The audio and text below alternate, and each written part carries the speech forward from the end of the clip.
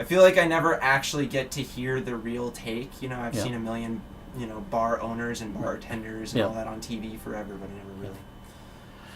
Yeah, I mean it just kind of organically turned into a bar from a coffee coffee Right, shop. yeah, because you. Um, and back then there was no downtown scene. There was no Depot Square. There was just like, you know, um, the Folkway was in town, and the Rhineborn was up in Antrim. Right.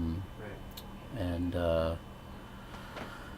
at the time, it was 1998, the Folkway closed, and there was really no place besides the Chinese place Yeah. to get a drink.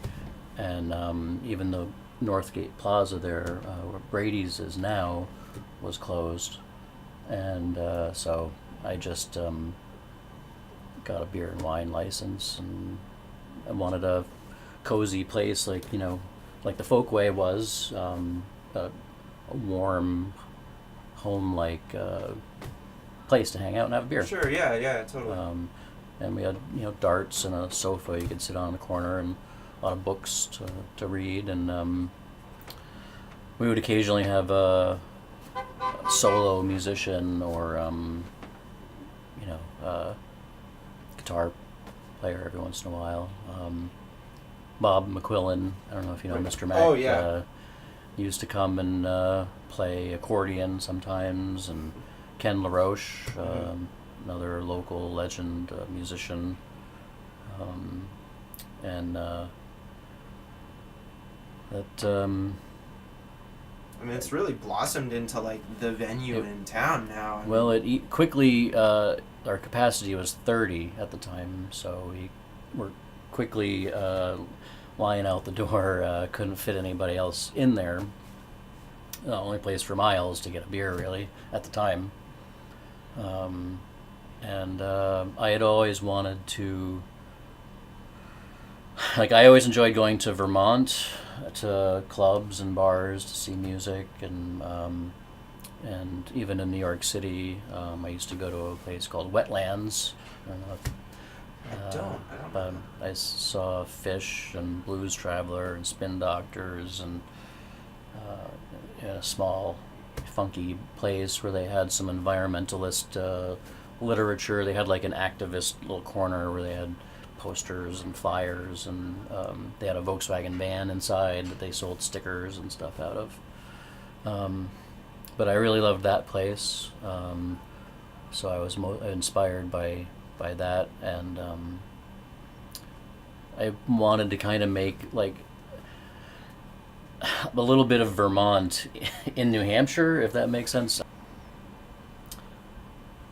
The youth, like there were no young people at all in Peterborough. The Peterborough sidewalks rolled up at like 3 p.m, and there was no nightlife. It was a ghost town pretty much. Right, yeah.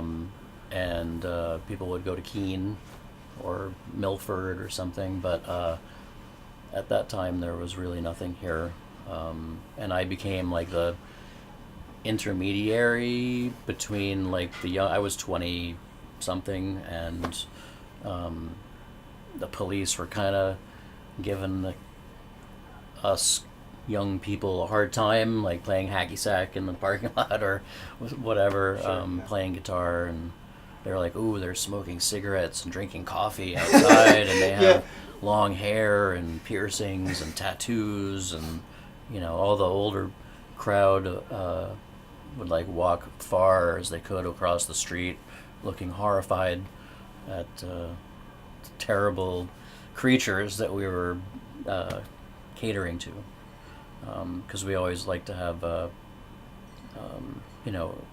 we had books to do art, and there was always some paintings going on and music and stuff. So I had to have meetings with the town hall and the chief of police, and make sure they knew that I wasn't selling weed in the sandwiches or Right. Yeah. you know, Naturally. Yeah. Totally. we did not do any of that.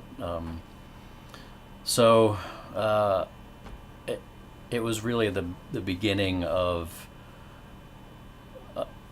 unconsciously trying to get young people to Peterborough, or at least to stay, because usually everyone wanted to get the hell out of here as soon as they got old enough. Right. You know? Yeah. So, and I loved it. You know, I mean, it was it's a great, cute town with everything that we needed, except for Yeah. Except for the a homey, cozy little no frills. Because every town, even for hundreds, if not thousands of years, the hub of the town where all people from all different walks of life would go to the tavern. Right. Yeah. It was very community oriented. I just wanted to explain to people that it wasn't just for young hippie kids, Right, and we did have a good mix that slowly it has become the perfect mix of people after we showed the people of Peterborough Yeah. that I wasn't trying to take over the town with hippies. I just